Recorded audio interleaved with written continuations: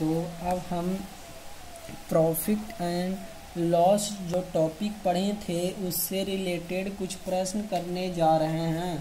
तो पहला प्रश्न है कि एक दुकानदार, प्रश्न हम लिख लेते हैं थोड़ा। एक दुकानदार ₹1300 में एक फ्रिज खरीद कर ₹1150 में बेच देता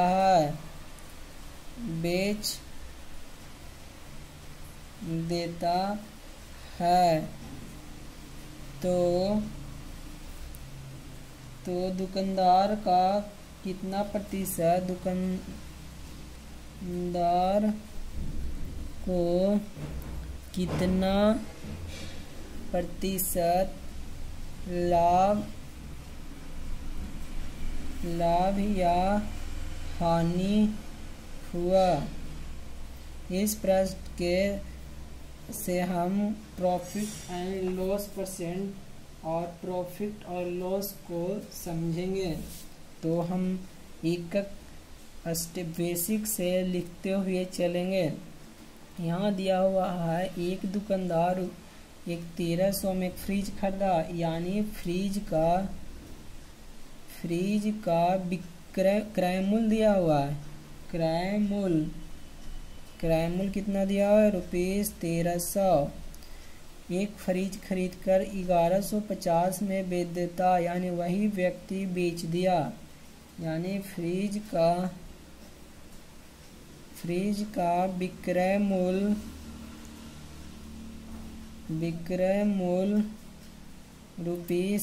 ₹1150 है। तो आप यहाँ बताइए कि फ्रिज का क्रय मूल्य विक्रय मूल्य से अधिक है, यानी फ्रिज का क्रय मूल्य क्या है? अधिक है फ्रिज का विक्रय मूल्य से। तब इस स्थिति में हम क्या पढ़ेंगे? जब क्रय मूल्य ज़्यादा हो विक्रय मूल्य से, तब फ्रिज को बेचने पर क्या होने? तब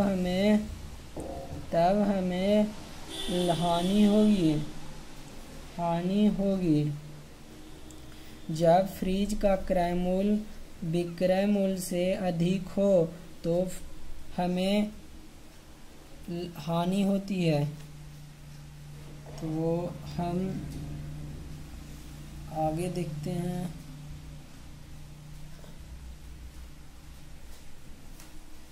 लाइट वो काट लेना ना, अगले स्टॉप कर ली है, चल वही ना हो, वही चल रहा। तो यहाँ पर क्या हुआ? फ्रिज का तब हमें हानि हुआ, क्योंकि फ्रिज का क्रय मूल्य क्या था? अधिक था। तो हानि निकालने के लिए हम पढ़े थे कि हानि निकलेगा कैसे? क्रय मूल्य में से विक्रय मूल्य को घटा देंगे, विक्रय मूल्य को। तो क्रय मूल्य कितना दिया था?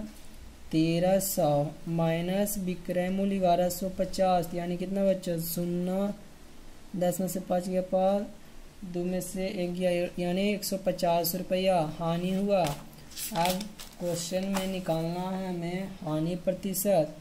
तो हानि प्रतिशत बराबर होगा हानि इंटू 100, और हानि प्रतिशत या लाभ प्रतिशत हमेशा क्रय मूल्य पर निकलता है, यानी बटा क्रय मूल्य। तो हानि प्रतिशत में कितना निकाले थे? 150 नहीं निकाले थे, हाँ 150 इंटू 100 बटा क्रय मूल्य। क्रय मूल्य कितना है? क्रय मूल्य 1300। तो यहाँ से काटेंगे 2 शून्य, यानी इसको हम अब लिखेंगे 13 एकम 13 दो 15, 13 दो 15, यानी एक मतलब 11 7, यानी इतना प्रतिशत का क्या हुआ? हानि हुआ। तो इस तरह आप एक प्रश्न को देख लिए। अब हम एक प्रश्न को और देख लेते हैं कि इसका एक और प्रश्न है कि दूसरा क्वेश्चन लिखते हैं। किसी वस्तु को लिख लेते हैं क्वेश्चन ऐसे। ₹48 में बेचने पर 20% का हानि होता है, 20% का हानि होती है। तो इस वस्तु पर 20%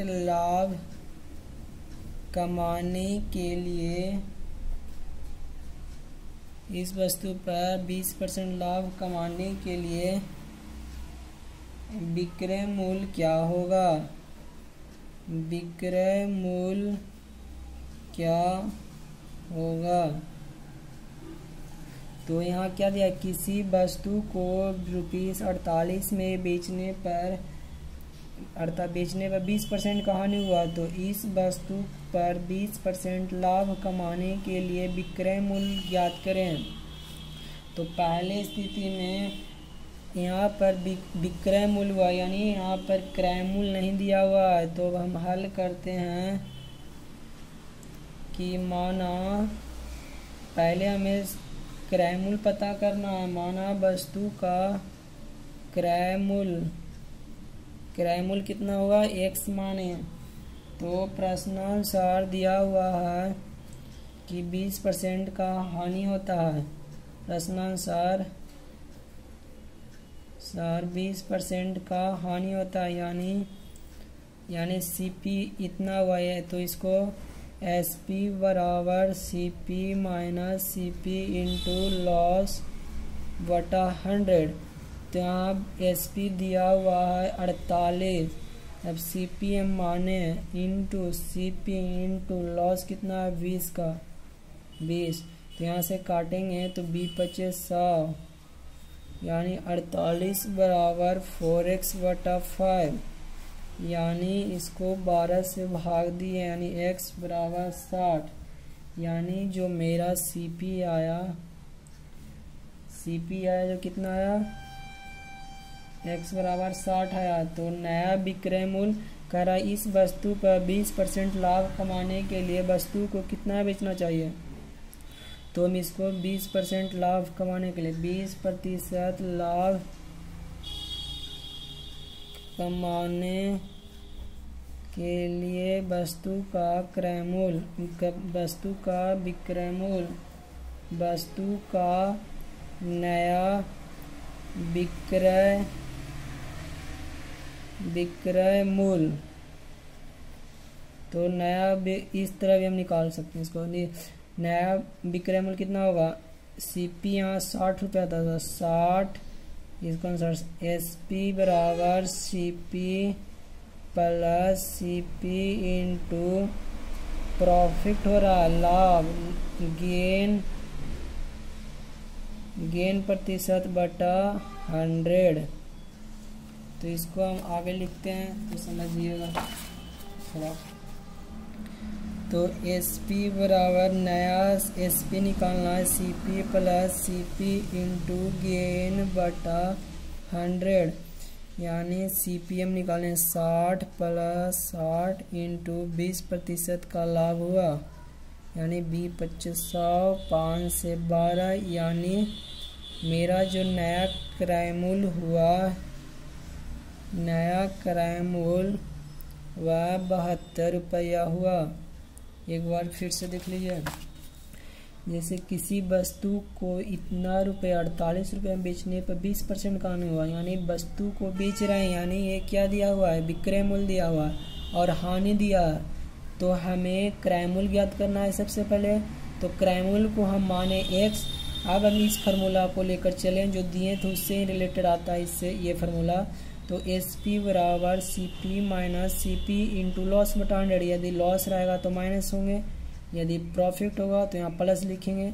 तो SP दिया हुआ था, यानी विक्रय मूल्य दिया हुआ है, तो विक्रय मूल्य बराबर क्रय मूल्य हुआ, फिर माइनस क्रय मूल्य इंटू लॉस दिया हुआ है क्वेश्चन में, प्रश्न में 20 इंटू 20 बटा 100। तो यहाँ से काटें तो यहाँ से x का वैल्यू निकालें। अब हमको ये एक्स का जो मान निकला यह क्रय मूल्य था। अब इस पर हमको 20% का लाभ कमाना है, तो वस्तु का नया विक्रय मूल्य होगा। इसके लिए फिर यही फार्मूला का यूज़ करेंगे, एसपी यानी विक्रय मूल्य बराबर क्रय मूल्य प्लस क्रय मूल्य। यहाँ प्लस होगा क्योंकि यहाँ पर क्या बोला क्वेश्चन में, प्रश्न में लाभ है, तो लाभ में यहाँ पर प्लस लिखें, गेन बट्टा 100। अब हम एस पी बराबर यहाँ क्रय मूल्य निकाल चुके थे 60, तो 60 प्लस 60 इंटू 20/100। तो यहाँ से नया जो विक्रय मूल्य निकला, नया जो विक्रय मूल्य निकाले हैं, नया जो विक्रय मूल्य निकला हुआ क्या हुआ, 72 रुपया हुआ। तो इस तरह हम 2 प्रश्न को देखें और समय और देखेंगे बाद में।